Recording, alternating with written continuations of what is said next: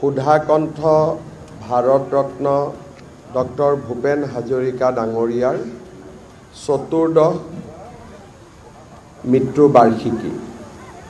কৃতজ্ঞ অসমবাসী ৰাইজে আজি সমগ্ৰ ৰাজ্যতে বিভিন্ন অনুষ্ঠান আৰু প্ৰবাসী অসমীয়াসকলেও নিজ নিজ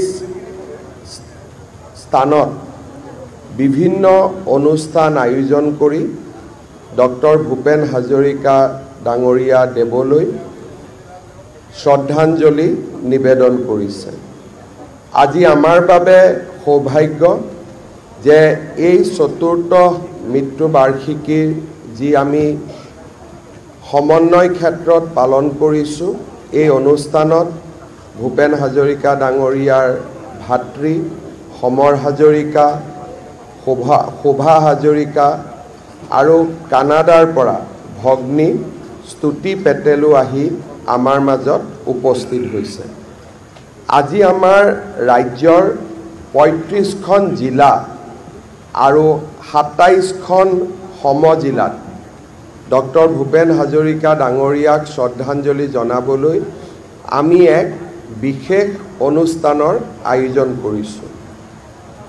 আজি আমাৰ প্ৰতিখন জিলা সদৰত ৫,০০০তকৈও অধিক ছাত্ৰ ছাত্ৰী, যুৱক যুৱতী আৰু ৰাইজ সমবেত হৈ মানৱ শৃংখল তৈয়াৰ কৰি ডক্টৰ ভূপেন হাজৰিকা ডাঙৰীয়াৰ অমৰ গীত মানুহে মানুহৰ বাবে পৰিৱেশন কৰিব।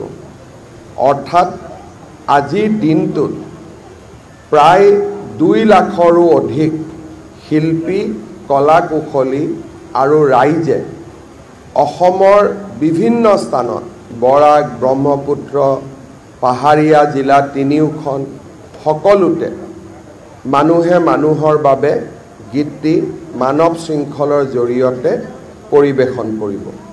মই শিল্পীসকল, ছাত্ৰ ছাত্ৰীসকল, যুৱক যুৱতীসকল সকলোকে এই মহান কামত ভাগ লোৱাৰ বাবে ধন্যবাদ জনাইছোঁ।